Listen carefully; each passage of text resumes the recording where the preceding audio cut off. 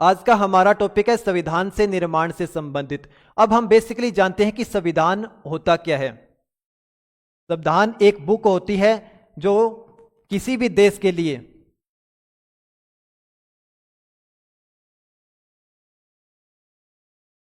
नियम और विनियम बनाती है।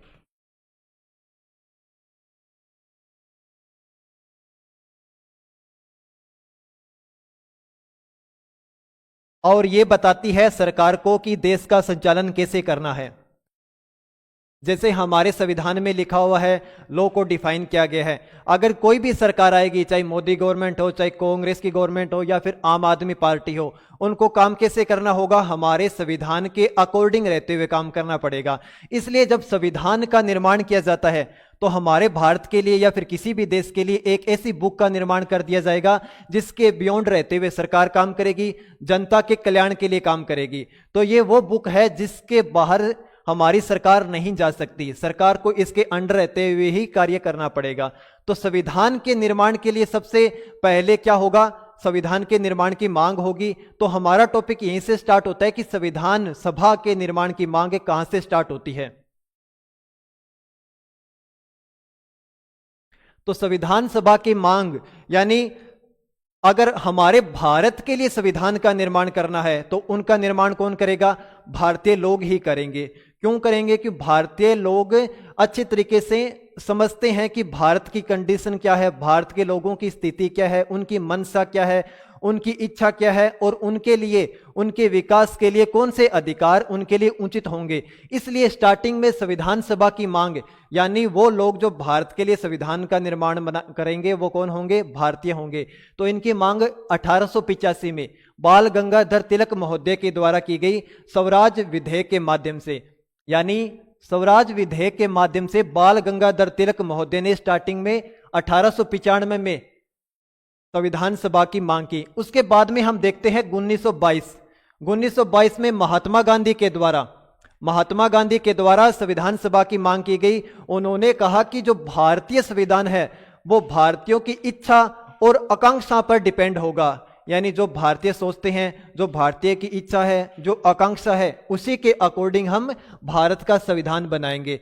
तो ये किसने कहा था, भारतीय संविधान भारतीयों की इच्छा और आकांक्षा के अकॉर्डिंग होगा, ये गांधी जी के द्वारा कहा गया था 1922 में।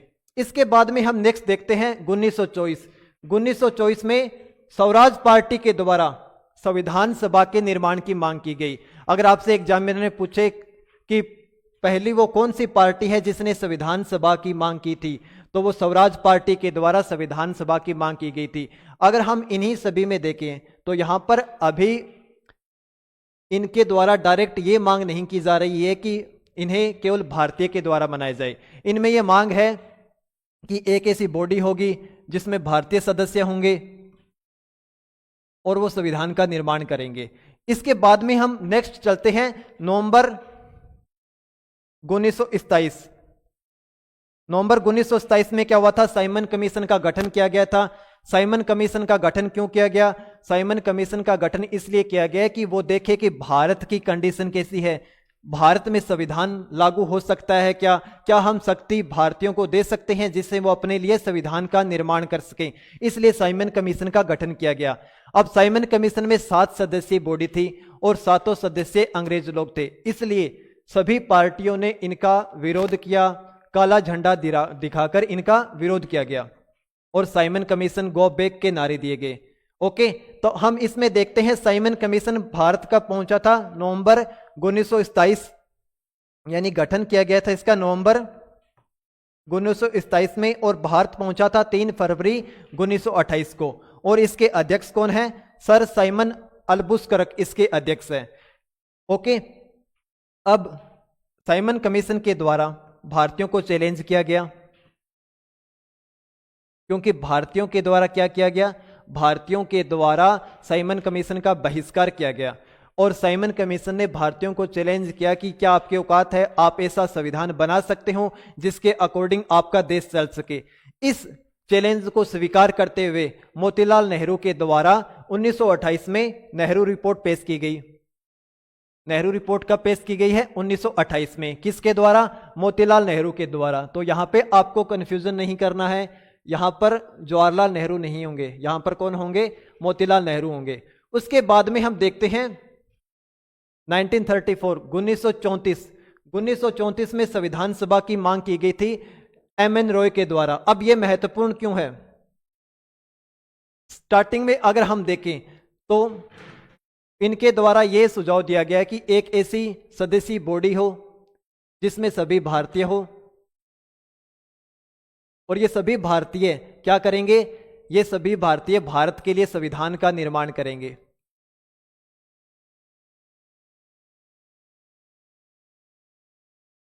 भारत के लिए संविधान का निर्माण करेंगे। इसमें समझना यह है कि अभी तक जो हमने पहले देखा था वहां पर इस बॉडी की डिमांड नहीं की जा रही थी। इनके द्वारा ऐसा कहा गया कि एक निश्चित सदस्य संख्या होगी, वो निश्चित सदस्य संख्या क्या करेगी? भारत के संविधान के लिए भारत का संविधान निर्माण करेगी। तो यहां पर पहली बार संविधान सभा की मांग की बात किसके द्वारा की गई है? एम.एन. रॉय के द्वारा। और वो संविधान सभा कैसी होगी? एक निश्चित सदस्य संख्या होगी, उनको चुना जाएगा और वो क्या करेगी? भारत के लिए संविधान का निर्माण करेगी। ओके। इसके बाद में हम देखते हैं 1935 में भारतीय राष्ट्रीय कांग्रेस के द्वारा पहली बार आधिकारिक रूप से, ऑफिशियल रूप से क्या किया गया था? संविधान सभा की मांग की गई थी। अगर एग्जाम में पूछा जाए कि पहली बार औपचारिक रूप से, आधिकारिक रूप से किसके द्वारा संविधान सभा के गठन की मांग की गई है, तो वो कांग्रेस पार्टी के द्वारा, और 1935 में की गई है। इसके बाद में हम देखते हैं 1938 1938 में नेहरू घोषणा की गई। और नेहरू घोषणा में क्या किया गया?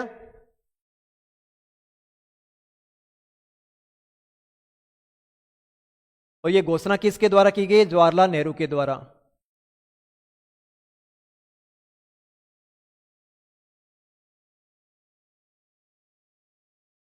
जवाहरलाल नेहरू के द्वारा घोषणा की गई कि भारतीय संविधान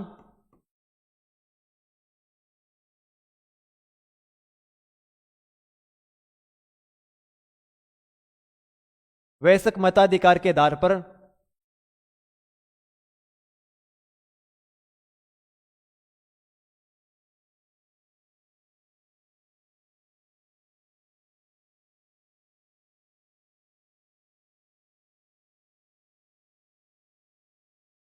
चुनी गई संविधान सभा के द्वारा किया जाएगा।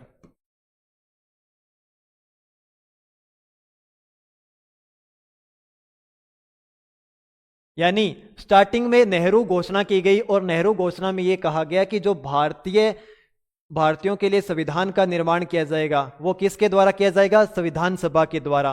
और संविधान सभा में सदस्यों का चयन कौन करेगा? संविधान सभा में सदस्यों का चयन भारतीय नागरिकों के द्वारा किया जाएगा। और उसकी पद्धति क्या होगी? उसकी पद्धति होगी वयस्क मताधिकार के आधार पर। ओके। इसके बाद में हम देखते हैं इस घोषणा को आगे 1939 में कांग्रेस पार्टी के द्वारा एक प्रस्ताव के माध्यम से पेश किया गया। और इस घोषणा को आगे 1940 यानी अगस्त 1940 को कांग्रेस ब्रिटिश सरकार के द्वारा स्वीकार कर लिया गया। यानी आगे 1940 में 8 अगस्त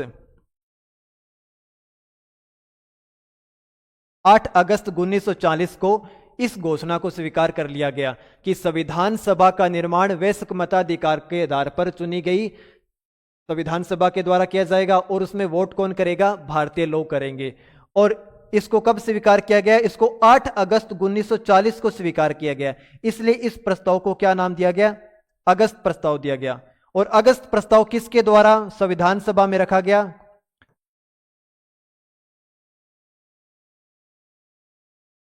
लिनलिथगो महोदय के द्वारा इसे प्रस्तुत किया गया और इसे स्वीकार कर लिया गया। इसके बाद में हम देखते हैं क्रिप्स मिशन के बारे में।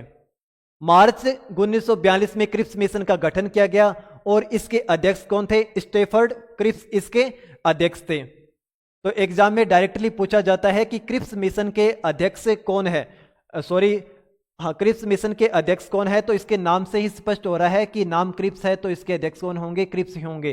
तो पूरा नाम क्या है? स्टेफर्ड क्रिप्स इसके अध्यक्ष हैं और इनके द्वारा संविधान, इनके द्वारा सिफारिश की गई कि संविधान सभा भारतीयों के द्वारा यानी वयस्क मताधिकार के आधार पर चुनी जाएगी।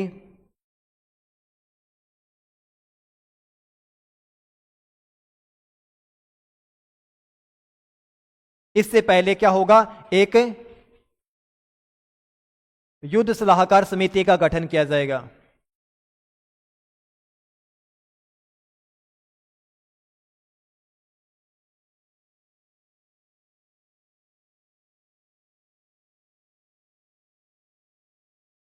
ओके, लेकिन इस मांग को अस्वीकार कर दिया गया मुस्लिम लीग के द्वारा, जिसके अध्यक्ष कौन थे?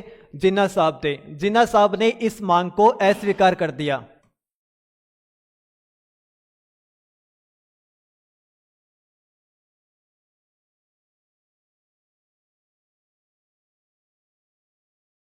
अब मुस्लिम लीग ने इस मांग को अस्वीकार क्यों किया गया?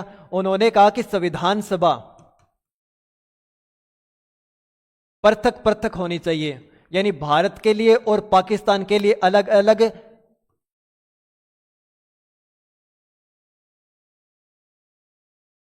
संविधान सभा होनी चाहिए, जो भारत और पाकिस्तान के लिए अपने अपने क्षेत्र के लिए क्या करेगी? संविधान का निर्माण करेगी। लेकिन मुस्लिम लीग की इस मांग को किसके द्वारा? क्रिप्स मिशन के द्वारा अस्वीकार कर दिया गया और क्रिप्स मिशन फेल हो गया। इसके बाद में ब्रिटिश सरकार के द्वारा एक और कोशिश की गई, जिसे हम कैबिनेट मिशन के नाम से जानते हैं।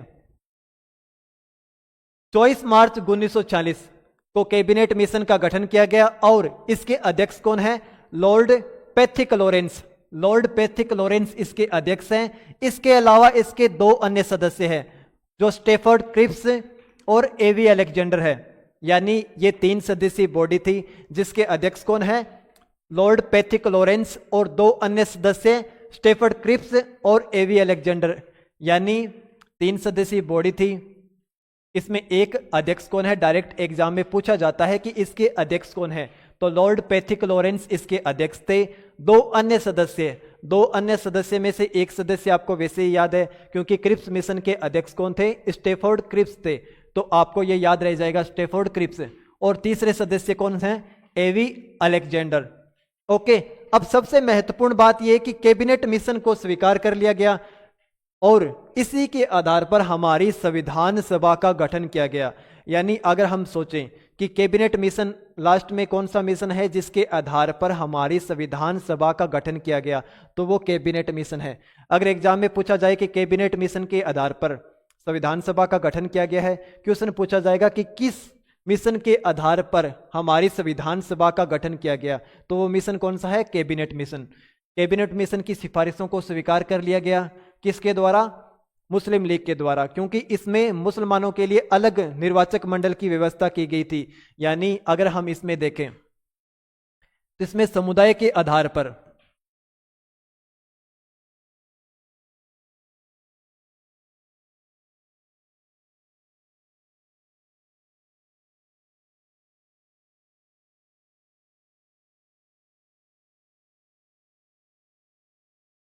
समुदाय के आधार पर इसको 3 वर्गों में बांटा गया। मुस्लिम वर्ग, सेकंड है सिख वर्ग और थर्ड है सामान्य वर्ग। यानी सीटों का जो आवंटन होगा इन 3 वर्गों के आधार पर ही किया जाएगा। ओके, इसलिए मुस्लिम लीग ने इस मांग को स्वीकार कर लिया और अंततः हमारे संविधान का निर्माण स्टार्ट हुआ। अब इसके बाद में हम देखते हैं संविधान सभा में कुल सदस्य संख्या। संविधान सभा में कुल सदस्य संख्या कितनी थी? 389। अब 389 का डिसाइड किसने किया था? कैबिनेट मिशन ने डिसाइड किया था कि संविधान सभा में कुल सदस्य संख्या कितनी होगी? 389 होगी। और इनमें से जो 296 सीटें हैं वो कहां से होगी? ब्रिटिश भारत से होगी। अब ब्रिटिश भारत में भी इसके 2 भाग किए गए हैं।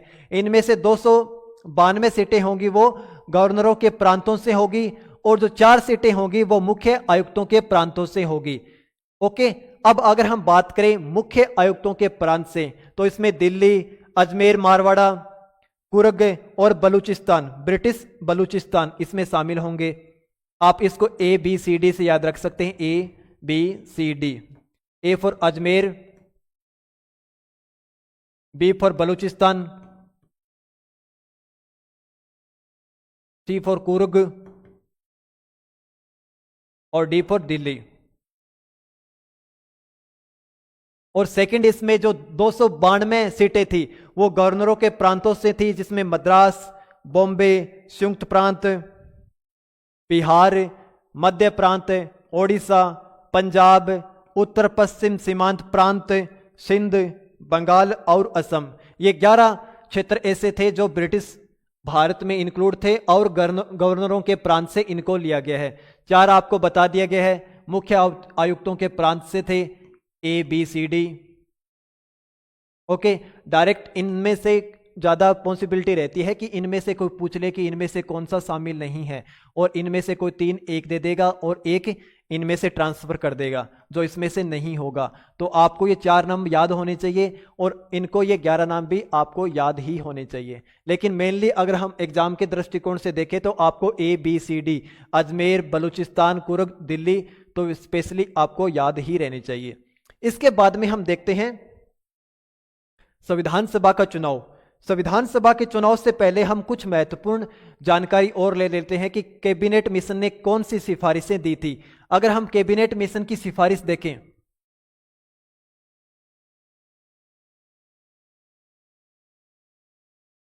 तो पहली सिफारिश तो यही थी कि कितने सदस्य होंगे, 389, 389 होंगे। और इनका निर्धारण कैसे किया गया था? इनका निर्धारण किया गया था जनसंख्या के आधार पर, यानी प्रति 10 लाख जनसंख्या पर 1 सीट दी जाएगी। ओके, इसके बाद में हम देखते हैं कैबिनेट मिशन से संबंधित ओनली किसने भाग लिया था? 296 सीटों ने भाग लिया था, यानी ब्रिटिश प्रांत, ब्रिटिश भारत के लोगों ने ही इसमें भाग लिया था। देशी रियासतों ने इनमें भाग नहीं लिया। देशी रियासतों ने कैबिनेट मिशन का बहिष्कार किया और अपने आप को स्वतंत्र रखने का निश्चय किया। इसलिए अगर हमसे पूछे कि चुनाव कितनी सीटों पर हुए थे, तो चुनाव ओनली 296 सीटों पर ही हुए थे, क्योंकि देशी रियासतों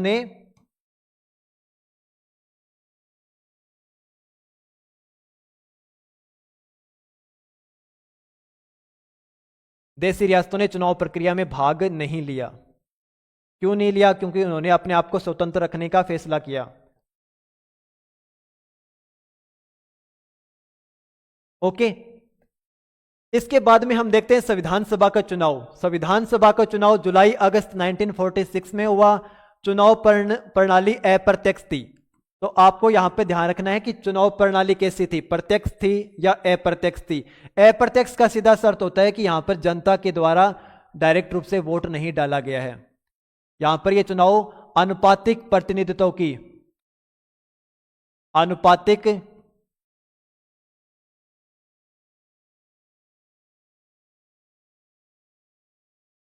आनुपातिक प्रतिनिधित्व प्रणाली से इनका चुनाव करवाया गया। यानी भारत शासन अधिनियम 1935 1935 में चुनाव का अधिकार किसे दिया गया था? जो शिक्षा में अव्वल है, जो कर देते हैं, जो मुख्य समुदाय है, उनको ही दिया गया था। जैसे शिक्षा के आधार पर हम देख ले, कर से संबंधित हम कुछ लोगों को देख ले, यानी चुनिंदा लोगों के द्वारा ही यहाँ पर चुनाव में भाग लिया गया था। सभी जनता को इसमें इंक्लूड नहीं किया गया था। इसलिए हमने चुनाव प्रणाली को कैसे रखा है? अप्रत्यक्ष रखा है। इसके बाद में केवल ब्रिटिश भारत के लिए आवंटित 296 सीटों पर ही चुनाव हुए, जिस पर हमने अभी चर्चा की है। और देशी रियासतों ने इनका बहिष्कार कर दिया, वो अपने आप को स्वतंत्र रखना चाहते थे। अब इसके बाद में हम देखते हैं तो विधानसभा के लिए चुनाव का परिणाम, यानी जुलाई अगस्त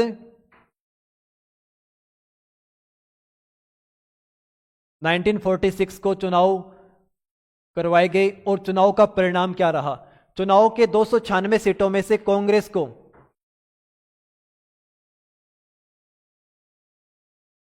208 सीटें प्राप्त हुई, मुस्लिम लीग को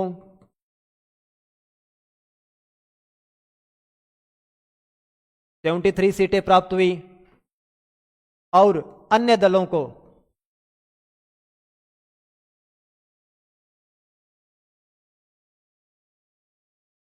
15 सीटें प्राप्त हुई, जिनमें से 8 क्या है, निर्दलीय है और बाकी 7 किसी न किसी दल से संबंधित हैं। तो आपको पूछ सकता है कि निर्दलीय से कितने थे, 8, और बाकी किसी न किसी यानी सभी को 7 दलों को एक एक सीटें प्राप्त हुई है।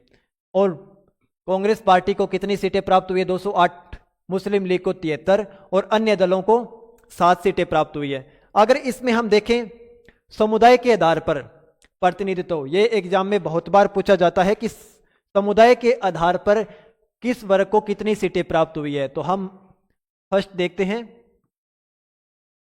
हिंदू समुदाय को। हिंदू समुदाय को 163 सीटें प्राप्त हुई है, 163 सीटें। सेकंड इसमें हम बात करते हैं मुस्लिम वर्ग को 80 सीटें। तीसरा है अनुसूचित जाति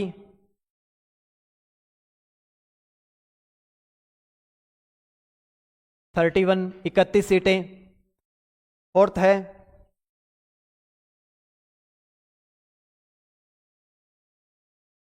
अनुसूचित जनजाति,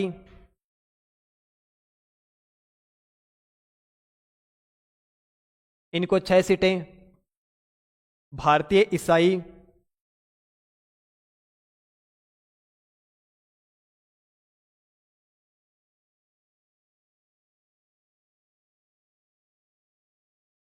इनको भी 6 सीटें। सिख समुदाय को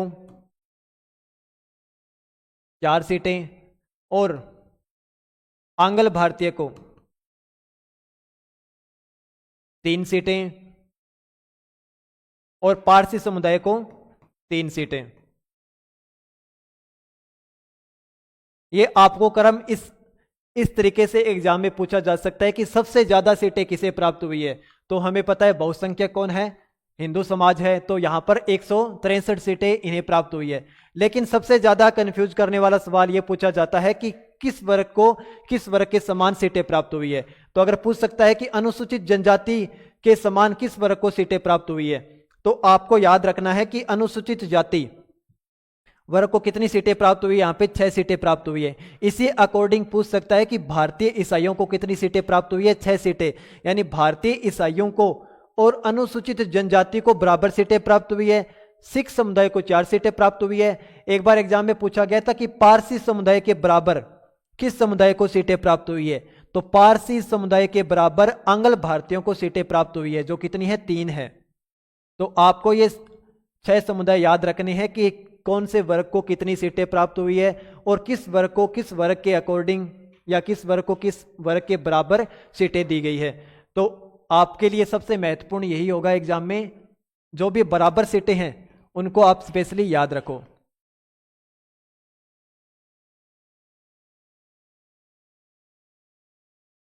अगर हम इसमें महिला सदस्यों के प्रतिनिधित्व को देखें तो कुल सीटें 15 प्राप्त हुई है महिलाओं को।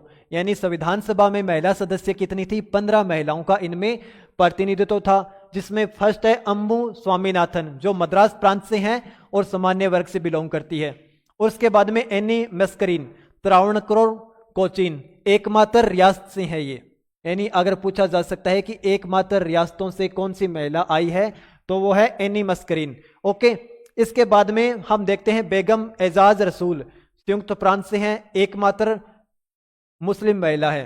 उस समय 15 जो महिलाएं हैं उनमें एकमात्र मुस्लिम महिला कौन सी है, बेगम एजाज रसूल। उसके बाद में हम देखते हैं दक्षिणायनी वेलायुथन, जो मद्रास से हैं, सामान्य और दलित समुदाय से बिलोंग करती है। ओके, इसके बाद में हम देखते हैं जी दुर्गाबाई, जो मद्रास से हैं और सामान्य से हैं। हंसा मेहता बॉम्बे प्रांत से हैं। कमला चौधरी संयुक्त प्रांत से हैं, लीला रे पश्चिम बंगाल से हैं, मालती चौधरी उड़ीसा से हैं, पूर्णिमा बनर्जी संयुक्त प्रांत से हैं, राजकुमारी अमृत कौर मध्य प्रांत से, रेणुका रे पश्चिम बंगाल से और सरोजनी नायडू बिहार से, सुचिता कृपलानी संयुक्त प्रांत से, विजय लक्ष्मी पंडित संयुक्त प्रांत और सामान्य वर्ग से बिलोंग करती है। तो आपको मोटा मोटी ये ध्यान रखना है कि संविधान सभा में कितनी महिलाएं थी, तो आपको याद रखना है 15 महिलाएं थी। और इनमें से पूछ सकता है कि मुस्लिम महिला कौन सी थी जिन्होंने प्रतिनिधित्व किया है, तो वो कौन सी है, बेगम एजाज रसूल। और ये पूछा सकता है कि एकमात्र रियासत से कौन सी महिला थी, तो वह है एनी मस्करीन। ओके, आपको 15 को एक बार रिकॉल कर लेना है तो आपको याद रह जाएगा कि इनमें से कौन सी महिलाएं थी। तो जनरली एग्जाम में ये पूछा जाता है कि 4 ऑप्शन होंगे और 4 ऑप्शन में से 3 महिलाएं इन 15 में से शामिल हो जाएगी और एक अन्य नाम दे दिया जाएगा, जिसमें से ये आपको पूछा जाएगा निम्नलिखित में से कौन सी शामिल नहीं है। तो निम्नलिखित में से जो शामिल नहीं है उसको आपको टिक करना है। अगर जनरली आप इसको 3-4 बार देखोगे तो आपको रिकॉल हो जाएगा कि ये तो नहीं ही होगी। तो आपको बेसिकली इन पे एक मोटा मोटी रीडिंग देखनी है। इसके बाद में हम देखते हैं सबसे महत्वपूर्ण पॉइंट, महात्मा गांधी और जिन्ना महोदय ने संविधान सभा में भाग नहीं लिया, संविधान सभा के सदस्य नहीं थे। तो कौन वो सदस्य है जो महत्वपूर्ण सदस्य है जिन्होंने संविधान सभा में भाग नहीं लिया, तो वो महात्मा गांधी और जिन्ना महोदय ने सदस्यता के लिए भाग नहीं लिया था। प्रथम एंग्लो इंडियन कौन है, फ्रैंक एंथनी। प्रथम पारसी PH मोदी और तेज बहादुर सप्रू और जयप्रकाश नारायण ने संविधान सभा की सदस्यता को ग्रहण नहीं किया था। उन्होंने संविधान सभा के चुनाव में भाग लिया लेकिन सदस्यता ग्रहण नहीं की। तो आपसे पूछा जा सकता है कि तेज बहादुर सप्रू और जयप्रकाश नारायण संविधान सभा में आगे कंटिन्यू किया या था या नहीं किया था। तो इन्होंने सदस्यता ग्रहण ही नहीं की, तो कंटिन्यू कैसे रहेंगे। तो आपको याद रखना है कि ये बाद में सदस्य है, उन्होंने सदस्यता ग्रहण नहीं की है। इसके बाद में हम देखते हैं एक महत्वपूर्ण बिंदु पर, डॉक्टर भीमराव अंबेडकर के बारे में।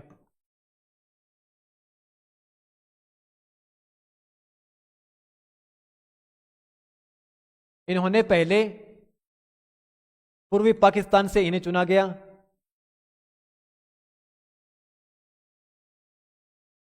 पूर्वी बंगाल से, और जो बाद में क्या हुआ, पाकिस्तान का भाग हो गया। इसके बाद में इन्हें बंबई प्रेसिडेंसी की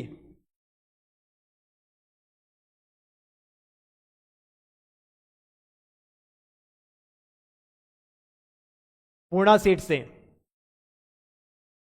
सीट दी गई थी। तो आपको पूछा जा सकता है कि डॉक्टर भीमराव अंबेडकर पहले बंगाल से चुनाव इन्होंने लड़ा और उसके बाद में पूर्वी पाकिस्तान, जो बंगाल है वो कुछ भाग पूर्वी पाकिस्तान जो आज बांग्लादेश का भाग है वहां पे चला गया। इसलिए इन्हें संविधान सभा में स्थान देने के लिए कहां से चुनाव लड़ाया गया था, बम्बई प्रेसिडेंसी के पूना स्थान से चुनाव लड़ाया गया।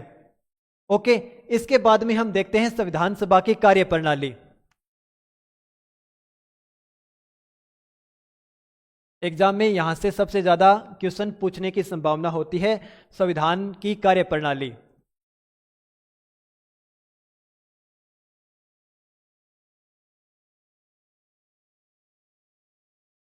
अगर हम संविधान की कार्यप्रणाली की बात करें तो पहली बैठक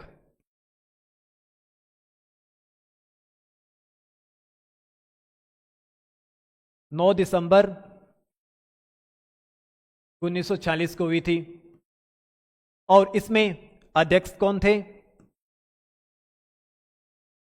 अस्थायी अध्यक्ष डॉक्टर सच्चिदानंद सिन्हा,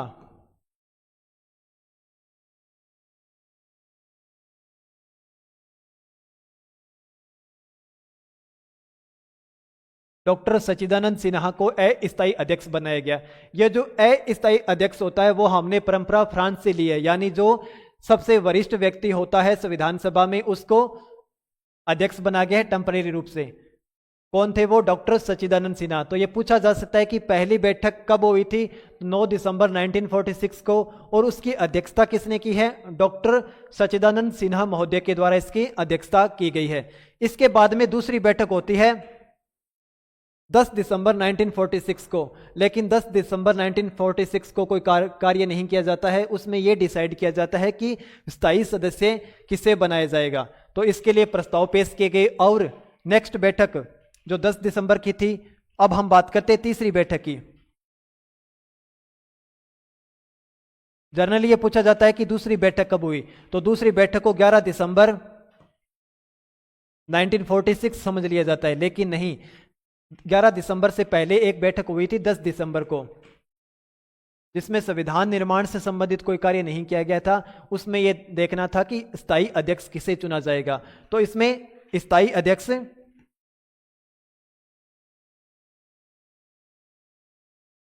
डॉक्टर राजेंद्र प्रसाद को चुना गया।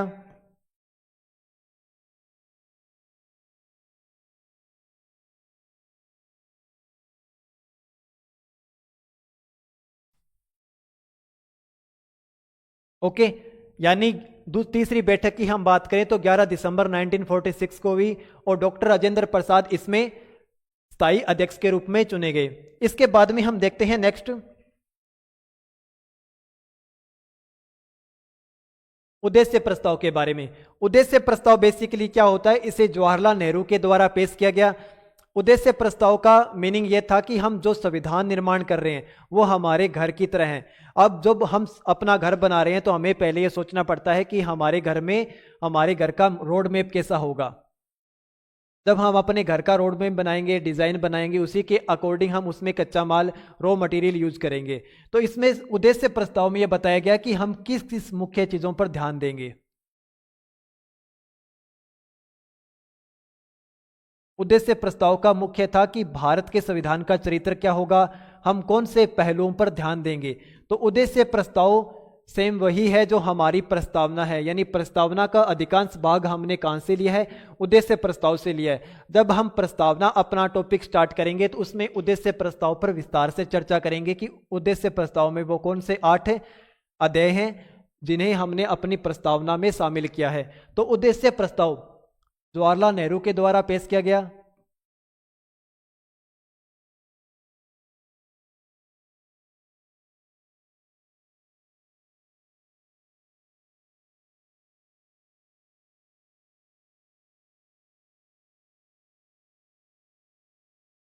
इसके बाद में इसे कब पेश किया गया था? 13 दिसंबर 1946 को। और इसे स्वीकार कब किया गया? 22 जनवरी 1947 को। इसको इतना समय कैसे लगा? क्योंकि आपको पता है कि जिन्ना महोदय ने, मुस्लिम लीग ने संविधान सभा में बैठने से इनकार कर दिया, और जब हम अपने घर का निर्माण कर रहे हैं और उसमें इन पहलुओं को शामिल कर रहे हैं तो इन पर राय लेना जरूरी है कि हम इनमें कौन कौन से फैक्टर्स को इंक्लूड करेंगे। इसलिए इतने दिन जिन्ना महोदय का वेट किया गया कि वो क्या पता संविधान सभा में शामिल हो जाए। लास्ट तक वो शामिल नहीं हुए, इसलिए 22 जनवरी 1947 को उद्देश्य प्रस्ताव को सर्वसम्मति से पारित कर दिया गया।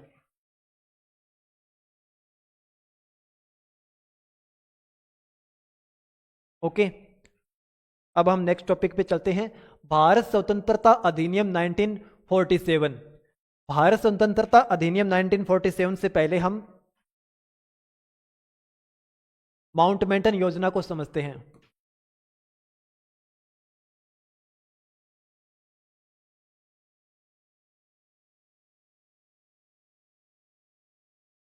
माउंटबेटन योजना 3 जून 1947 को लागू हुई। इसके द्वारा भारत और पाकिस्तान के विभाजन को स्वीकार कर लिया गया, और उसके बाद में भारत स्वतंत्रता अधिनियम 1947 को इंट्रोड्यूस किया गया ब्रिटिश पार्लियामेंट के द्वारा। यह वो अधिनियम है जिसके द्वारा भारत को स्वतंत्रता देनी थी, यानी अब ब्रिटिश सरकार भारत पर शासन नहीं करेगी, ये यहां से चली जाएगी और भारत के लिए नियम कौन बनाएगा? भारत के लिए नियम विनियम संविधान का निर्माण संविधान सभा के द्वारा किया जाएगा। यानी इस अधिनियम के द्वारा संविधान सभा को शक्ति दी गई।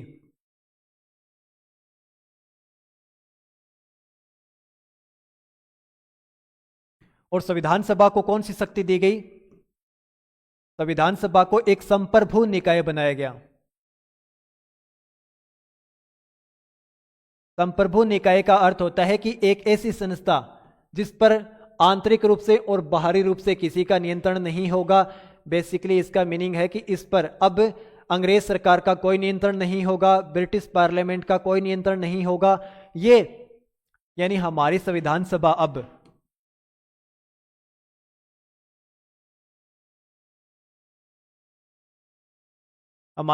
सभा अब भारत के लिए नियम कायदे कानून बना सकती है और जो भी पहले से नियम लागू थे उन्हें हटा भी सकती है।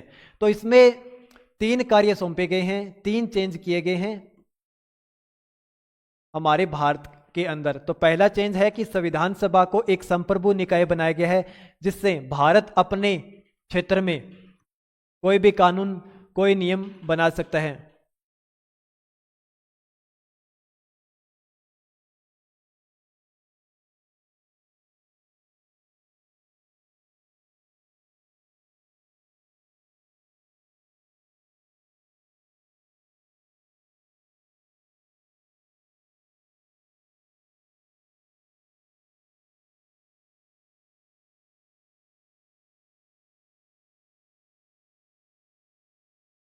ओके, इसके बाद में हम सेकंड समझते हैं। सेकंड,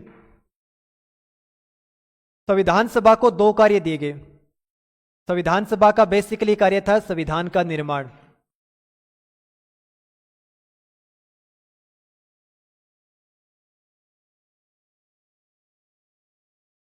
और हम सेकंड कार्य पर देखें तो भारत में सामान्य कानूनों को लागू करना।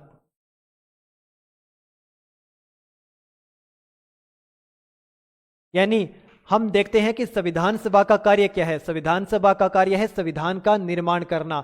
लेकिन अब अंग्रेज बाहर से चले गए हैं तो देश में कानूनों को लागू करने का काम किसे दिया गया? संविधान सभा को दिया गया। और जब संविधान निर्माण का कार्य किया जाता था तो इसकी अध्यक्षता किसके द्वारा की जाती है? डॉक्टर राजेंद्र प्रसाद के द्वारा। और जब यह कार्य कानून लागू करने का होता है तो उसकी अध्यक्षता कौन करता है? जीवी मावलंकर महोदय के द्वारा इसकी अध्यक्षता की जाती है।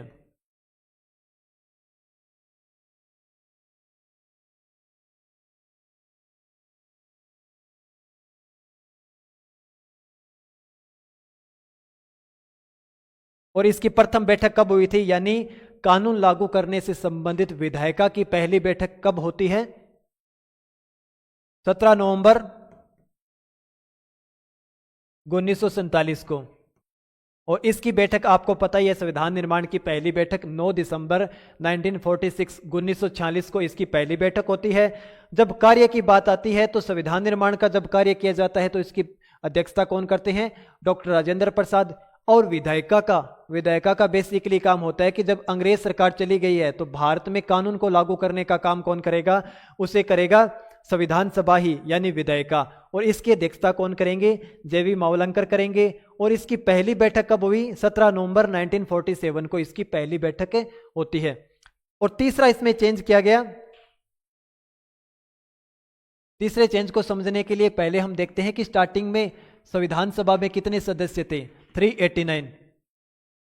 उनमें से 296 सदस्य ब्रिटिश प्रांत से थे और 93 सदस्य देसी रियासतों से थे।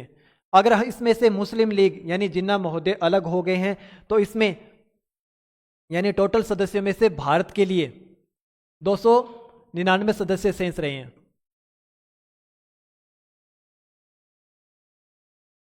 ओके, यानी बाकी अगर मुस्लिम लीग ने इनमें से अपना स्थान वापस ले लिया है, सीटें अपनी वापस ले लिया है, सदस्यता वापस ले लिया, तो इसमें कितने सदस्य रहे थे भारत के लिए? 299 सदस्य। अगर हम 296 सदस्यों की बात करें जिनमें से ब्रिटिश प्रांत से थे तो इनमें से 229 सदस्य भारत में रहे। और देसी रियासतों की बात करें तो 17 सदस्य देसी रियासतों से शेष रहे। इसको एक बार अच्छे से समझते हैं।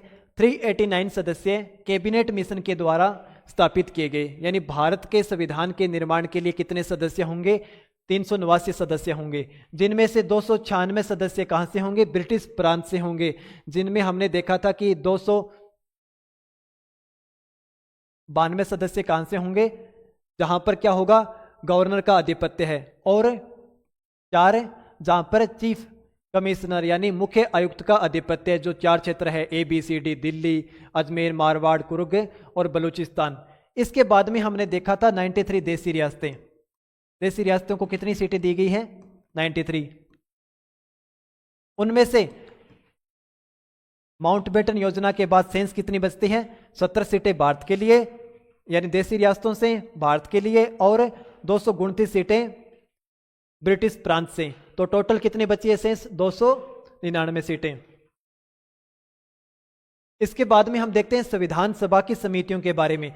तो संविधान सभा की समितियां, अब समितियां क्यों हमारे लिए जरूरी होती है? जब हम संविधान का निर्माण कर रहे हैं तो उसके लिए समितियों का निर्माण किया गया, और समितियों को स्पेशल कार्य दिए गए।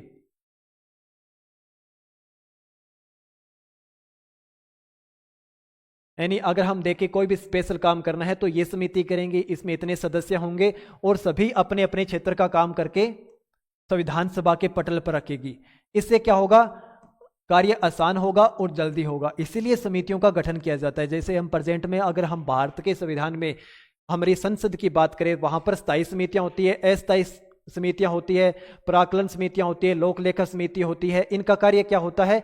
इनका कार्य होता है कार्य को जल्दी करना, यानी सभी कार्य संसद के द्वारा, यानी MPs सांसद के द्वारा नहीं किया जाता, MLA के द्वारा नहीं किया जाता, क्योंकि संसद में बैठकर ऐसे कार्य किए जाएंगे तो वहां पर कार्य में क्षमता नहीं आएगी, क्योंकि वहां पर दोनों पार्टियों को सुनना होता है और विवाद ज्यादा होता है। इसलिए किसी भी मुद्दे पर विस्तार से चर्चा करने के लिए क्या किया जाता है? समिति का गठन किया जाता है, जिससे समिति उन मुद्दों पर विस्तार से चर्चा करे, और उस चर्चा विचर्चा के बाद में अपनी रिपोर्ट किसे पेश करेगी? संसद के पास पेश करेगी, और संसद जिन भी मुद्दों पर विवाद होगा उन मुद्दों पर चर्चा करेगी और उसे पास कर देगी। इसी तरह समितियों का गठन संविधान सभा में भी किया गया।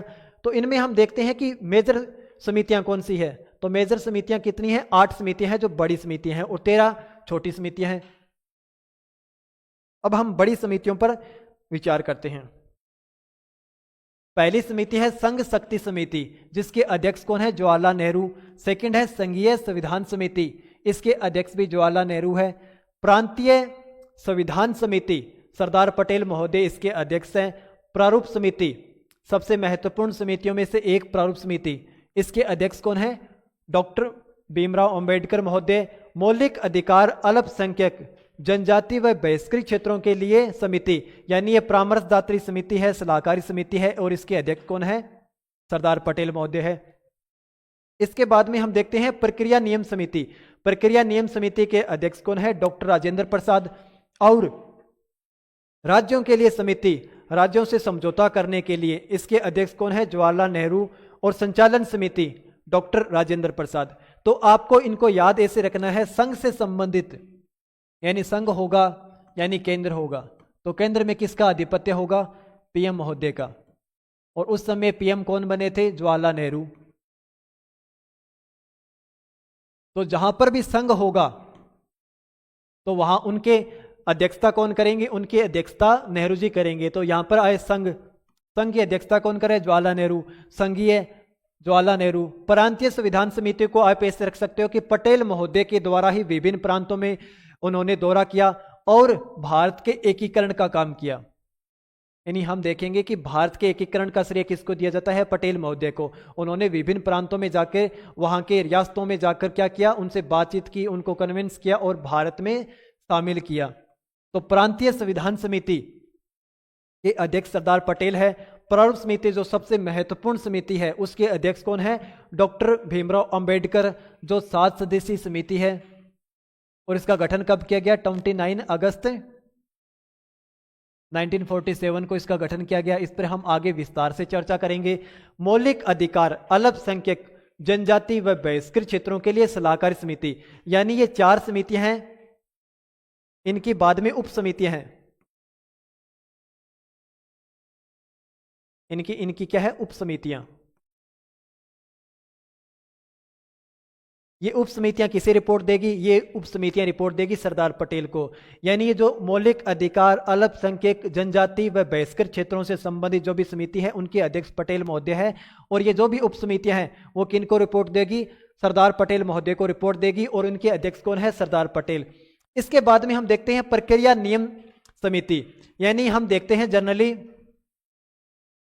अपनी संविधान सभा को, अपनी संसद को, तो यहां पर कौन बैठता है? यहां पे पीठासीन अधिकारी बैठते हैं, बाकी सदस्य यहां पर बैठते हैं।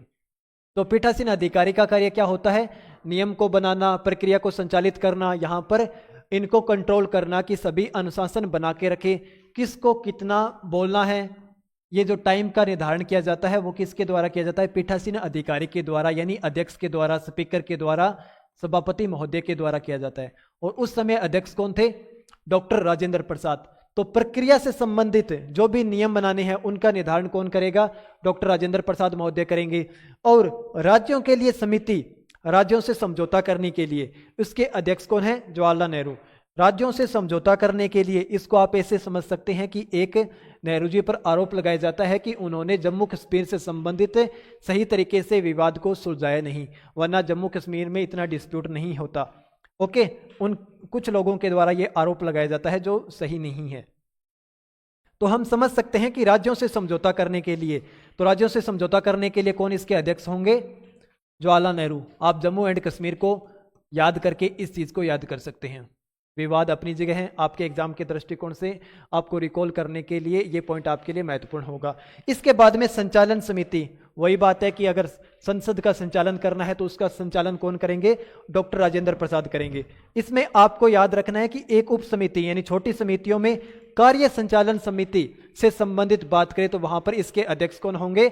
Doctor KM. मुंशी कार्य संचालन संबंधी से संबंधित इसके अध्यक्ष होंगे। लेकिन अगर हम बात करें सीधी संचालन समिति, तो संचालन समिति के अध्यक्ष कौन है? डॉक्टर राजेंद्र प्रसाद। ये हमारी 8 बड़ी समितियां थी जिन पर हमने विस्तार से चर्चा की है और आपको याद कैसे रखना है इनके बारे में भी आपको बताया है। जैसे ही समितियां अपना काम करेगी वो अपनी रिपोर्ट किसको पेश करेगी?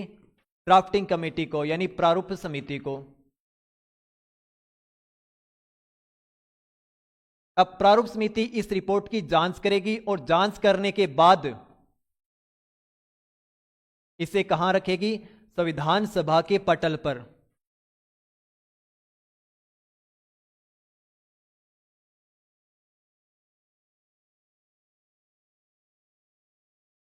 तो मेनली काम किसका है? प्रारूप समिति का। यानी जांच करने का कार्य किसका है? प्रारूप समिति का। प्रारूप समिति मुख्यतः क्या करेगी? संविधान की जांच करेगी। इसलिए प्रारूप समिति को सबसे महत्वपूर्ण माना जाता है। और प्रारूप समिति के अध्यक्ष कौन है? डॉक्टर भीमराव अंबेडकर महोदय।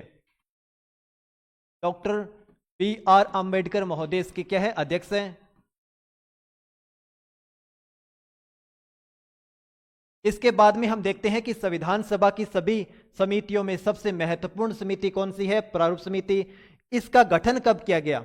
इसका गठन किया गया 15 अगस्त 1947 को। हमारा देश आजाद होता है, आजादी के तुरंत बाद यानी 29 अगस्त को। आपको याद ऐसे रखना है कि हमारा देश 15 अगस्त 1947 को आजाद हुआ, उसके कुछ ही दिन बाद में प्रारूप समिति का गठन किया गया। और प्रारूप समिति के अध्यक्ष कौन है? डॉक्टर भीमराव अंबेडकर महोदय। और इसका कार्य क्या है? इसका कार्य है संविधान की जांच करना। यानी जो भी समिति अपनी रिपोर्ट पेश करेगी उसकी जांच पहले प्रारूप समिति करेगी, उनको डिजाइन करेगी और डिजाइन करने के बाद इसे कहां रखेगी? संविधान सभा के पटल पर रखवाएगी। तो इसके बाद में हम देखते हैं इनके सदस्यों के बारे में। ये एक 7 सदस्यीय बॉडी थी और जिसके अध्यक्ष कौन है? जिसके अध्यक्ष है डॉक्टर भीमराव अंबेडकर महोदय। इसके अलावा इसके अन्य 6 सदस्य कौन हैं? प्रथम सदस्य है N. Gopal Swami Iyengar.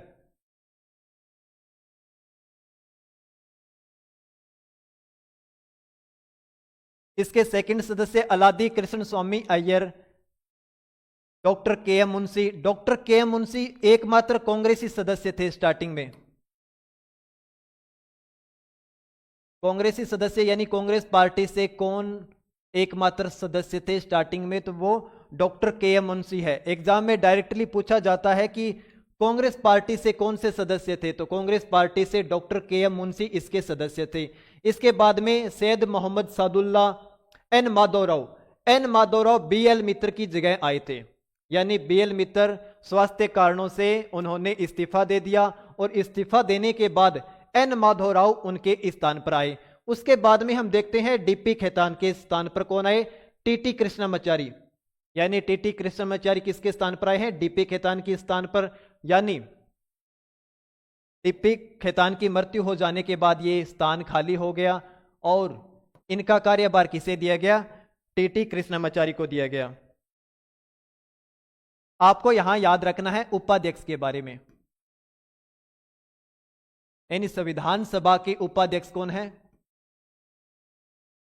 H C Mukherjee.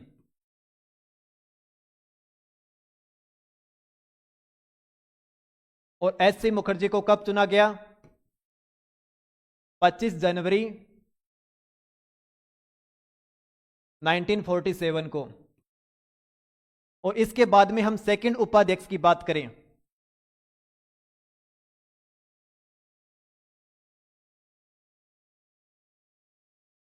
तो वो है वीटी कृष्णमाचारी, वीटी कृष्णमाचारी, जिन्हें कब चुना गया, 16 जुलाई 1947 को। अब ये बताया क्यों गया है, क्योंकि आप पीछे नाम देखिए, यहां पे मैंने बताया टीटी कृष्णमाचारी, यानी टीटी कृष्णमाचारी क्या है, प्रारूप समिति के 7वें सदस्य है। तो यहां पर कंफ्यूज नहीं होना है कि टीटी कृष्णमाचारी कौन है और वीटी कृष्णमाचारी कौन है।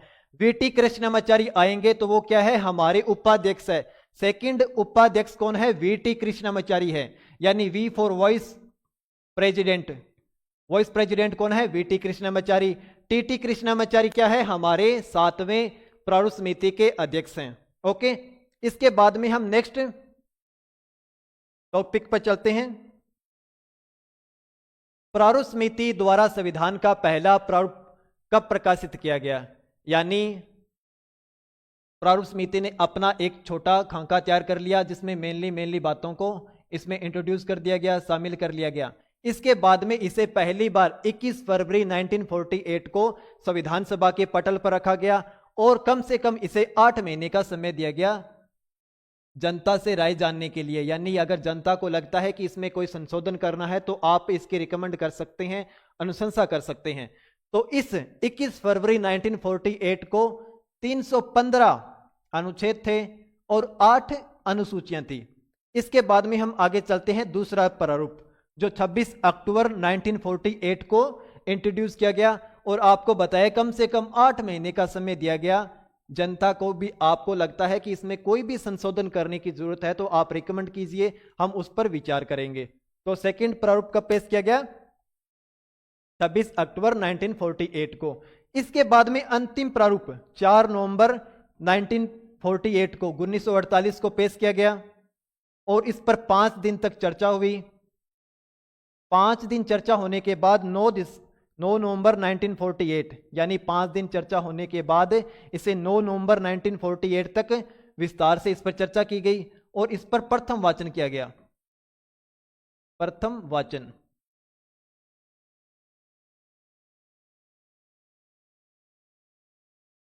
अब प्रथम वाचन का अर्थ क्या है, अब हमारा संविधान बनकर ऑलमोस्ट तैयार हो चुका है, यानी जो भी समितियों ने अनुशंसा देनी थी वो दे दी है और उसके बाद में संविधान को, पूर्ण संविधान को संविधान सभा के समक्ष रखा गया और उस पर पहली बार वाचन यानी उसको बोलकर पढ़ा गया। यानी पूरा संविधान बनकर तैयार है, उसको पहली बार कब बोलकर पढ़ा गया, प्रथम वाचन हुआ था 4 नवंबर 1948 से 9 नवंबर 1948 तक। इसके बाद में हम देखते हैं संविधान पर दूसरी बार विचार यानी दूसरी बार वाचन।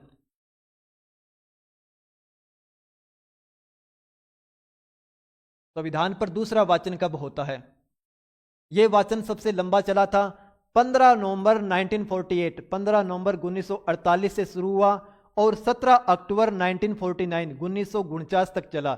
इस पर क्या किया गया? इस पर खंडशः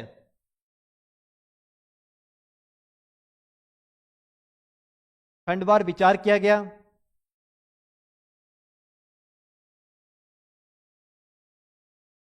यानी इसके प्रत्येक पहलू पर, जो भी इसमें चीज लिखी गई है उस पर, प्रत्येक पहलू पर इस पर विचार किया गया है, उस पर चर्चा विचर्चा हुई है, इसलिए इसको इतना ज्यादा समय लगा था। यानी 15 नवंबर 1948 से ये शुरू हुआ और 17 अक्टूबर 1949 तक ये चला, क्योंकि इस पर खंडवार, यानी अगर हम बात करें, कोई समिति ने अपनी रिपोर्ट पेश की है और उसमें इतने प्रावधान है, तो प्रत्येक प्रावधान पर संविधान सभा ने चर्चा की है। सभी समितियों के प्रावधानों पर संविधान सभा ने चर्चा की है। और कब? दूसरे वाचन में। ओके, अब हम देखते हैं अंतिम वाचन। संविधान पर तीसरी बार विचार, यानी अंतिम वाचन। अंतिम वाचन में क्या होता है? अंतिम वाचन में ओनली मतदान होता है और सर्वसम्मति से संविधान को स्वीकार कर लिया जाता है। तो यह स्टार्ट कब होता है? 14 नवंबर 1949 से इसकी शुरुआत होती है और डॉक्टर भीमराव अंबेडकर के द्वारा एक प्रस्ताव पेश किया जाता है। यानी 14 नवंबर 1949 को डॉक्टर भीमराव अंबेडकर के द्वारा एक प्रस्ताव पेश किया जाता है, जिसे हम कहते हैं the constitution as settled by the assembly be passed. इसे यूपीएससी में पूछा गया है। यानी वो कौन सा नाम है जिसके आधार पर हमारे संविधान सभा में अंतिम वाचन हुआ था, अंतिम में प्रस्ताव पेश किया गया था, तो वो है the constitution as settled by the assembly be passed. Okay, और इसे 26 नवंबर 1949 को पारित कर दिया गया था। हमारे संविधान को कब बनकर तैयार हुआ था? हमारा संविधान बनकर तैयार हुआ था 26 नवंबर 1949 को बनकर तैयार हुआ था। ओके, अब हम 26 नवंबर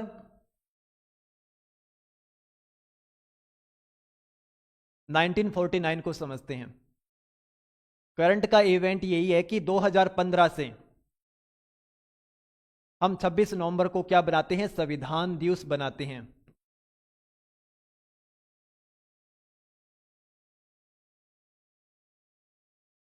दो 2015 से हम 26 नवंबर को संविधान दिवस के रूप में बनाते हैं। तो आपके लिए इंपॉर्टेंट है कि संविधान दिवस किस दिन बनाया जाता है, तो वो है 26 नवंबर के दिन। इसके बाद में हम देखते हैं कि 26 नवंबर का उल्लेख किस तिथि के रूप में है। 26 नवंबर 1949 को हमने संविधान को अपनाया, लागू किया और अपने आप को संविधान को अर्पित किया। ओके, यानी जब हम अपनी प्रस्तावना को देखते हैं तो इसमें 26 नवंबर 1949 का उल्लेख ऐसे होता है कि संविधान सभा ने संविधान को अपनाया है, लागू किया है और अपने आप को संविधान को अर्पित किया है। तो आपको यह डेट याद रखनी है। इस दिन हम एक चीज और देखते हैं कि इस दिन संविधान सभा ने संविधान के कौन कौन से प्रावधानों को अपनाया है। तो इसमें हम 4 मुख्य प्रावधानों को देखेंगे, जिसमें हम देखेंगे पहला है नागरिकता। पहला है इसमें नागरिकता, यानी कौन भारत के नागरिक होंगे। नागरिकता से संबंधित प्रावधान जो भाग 2 में है, और अनुच्छेद कौन से हैं? अनुच्छेद 5 से 11 तक हैं। इसके बाद में हम देखते हैं चुनाव से संबंधित चुनाव आयोग का प्रावधान अनुच्छेद 324 में है। इसके बाद में हम देखते हैं तैदृत संसद,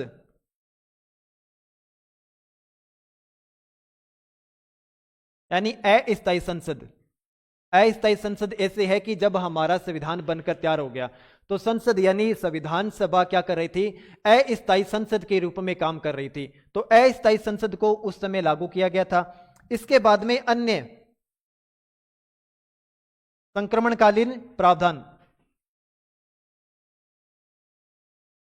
अन्य संक्रमणकालीन व अस्थायी प्रावधान व अस्थायी प्रावधान।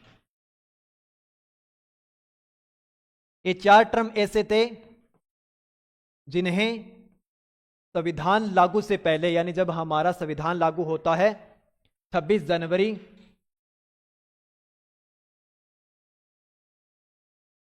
1950 को, उससे पहले यानी 26 नवंबर 1950 को हमने अस्थायी तौर पर ये 4 प्रावधान अपना लिए थे जो यहां पर है। तो लागू के समय संविधान में 395 अनुच्छेद थे और 8 अनुसूचियां थी। अब इसके बाद में हम आगे बढ़ते हैं। अब हम 26 जनवरी 1950 की डेट को याद करते हैं। इसे हम गणतंत्र दिवस के रूप में बनाते हैं।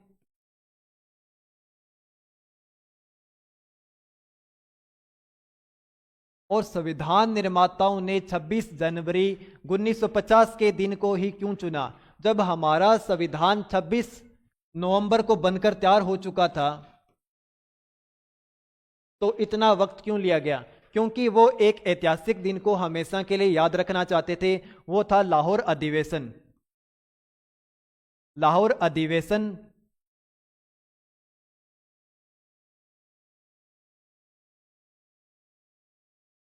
31 दिसंबर 1929। इस दिन कांग्रेस पार्टी के द्वारा प्रतिज्ञा की गई थी कि हम 26 जनवरी 1950 26 जनवरी 1950 को पूर्ण स्वराज दिवस के रूप में बनाएंगे। महत्वपूर्ण क्या है? पूर्ण स्वराज दिवस।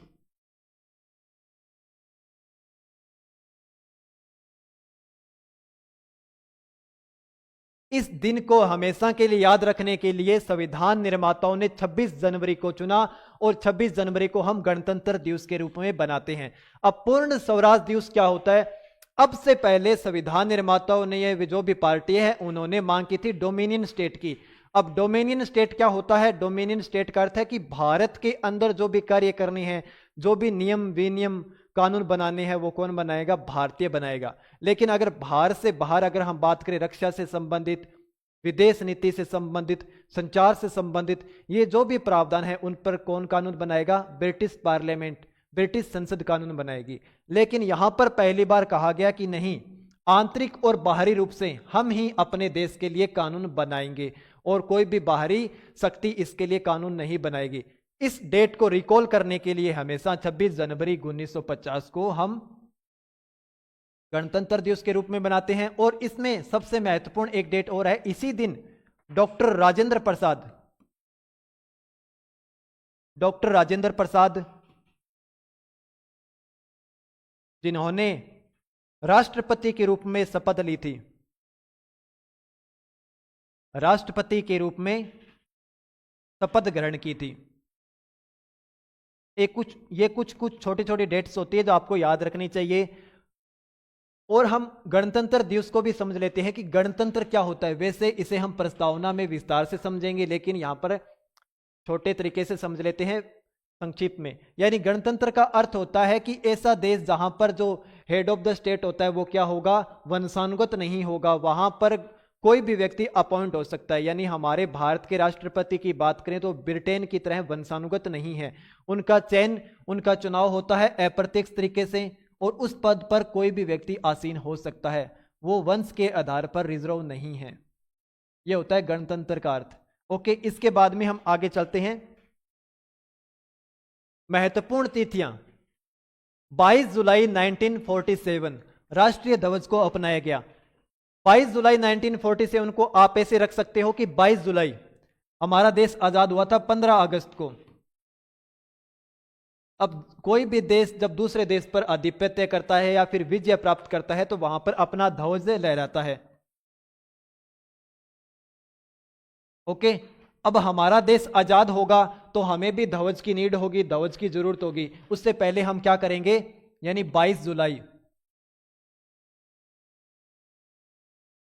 1947 को राष्ट्रीय ध्वज के रूप में चुनेंगे। जुलाई के बाद में अगस्त आएगा और 15 अगस्त को हमारा देश आजाद हो जाता है। तो आपको ऐसे ये रिकॉल करना है कि 15 तारीख से पहले यानी अगस्त से पहले 22 जुलाई 1947 को हमने राष्ट्रीय ध्वज को अपनाया था।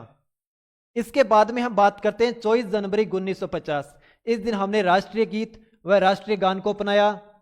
और 24 जनवरी 1950 के दिन ही डॉक्टर राजेंद्र प्रसाद पहले राष्ट्रपति चुने गए थे। यानी राष्ट्रपति का इलेक्शन हुआ जिनमें पहले राष्ट्रपति कौन चुने गए हैं? डॉक्टर राजेंद्र प्रसाद। और उन्होंने शपथ कब ग्रहण की थी? 26 जनवरी 1950 को उन्होंने शपथ ग्रहण की थी। इसके बाद में हम समय बात करते हैं। समय लगता है 2 साल 11 माह और 18 दिन। इतने दिनों में हमारा संविधान बनकर तैयार होता है। और इसी में हम याद रख सकते हैं मेनली कि कुल बैठक कितनी हुई थी।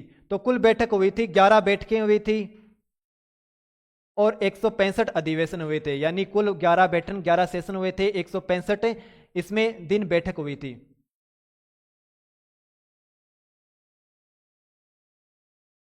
अधिवेशन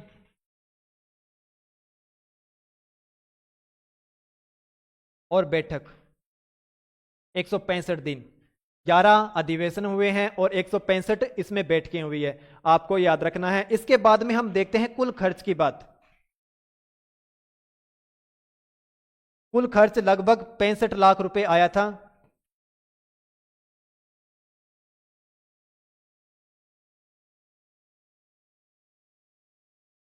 ओके।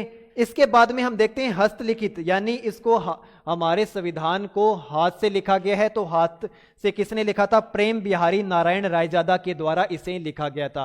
प्रेम बिहारी नारायण रायजादा ने हमारे भारतीय संविधान को इंग्लिश में लिखा था।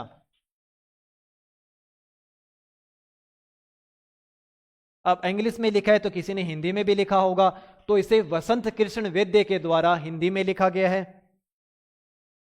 हिंदी संस्करण किसके द्वारा लिखा गया है? वसंत कृष्ण वैद्य के द्वारा। अब हम बात करते हैं सजावट की। जब हम अपनी इस प्रस्तावना को देखते हैं, फिर पूरे संविधान को देखते हैं, तो यहां पे लिखा हुआ है हमारे अनुच्छेद भाग, यहां पर की हुआ है कलाकृति। अब ये कलाकृति किसके द्वारा की गई है? ये कलाकृति की गई है नंद शांति निकेतन के कलाकार थे और नंदलाल बोस और बिहुर राम मनोहर सिन्हा के द्वारा की गई है। यानी इन दोनों व्यक्तियों ने, नंदलाल बोस और बिहुर राम मनोहर सिन्हा के द्वारा ये जो कलाकृति की गई है, इनके द्वारा की गई है। एग्जाम में यह भी पूछा जा सकता है कि प्रस्तावना पर किसने कलाकारी की है। अगर हम स्पेशली प्रस्तावना की बात करें तो प्रस्तावना को किसने डिजाइन किया है?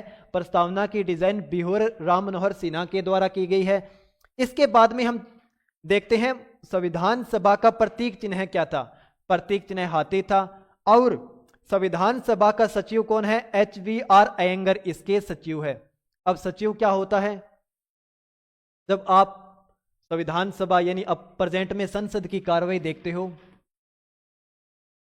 तो सबसे आगे ओम बिरला पीठासीन अधिकारी बैठे रहते हैं। उसके बाद में हमारे MPs सांसद होते हैं और यहाँ पर जो चेंबर लगा होता है यहाँ पे हमारे सचिव बैठते हैं।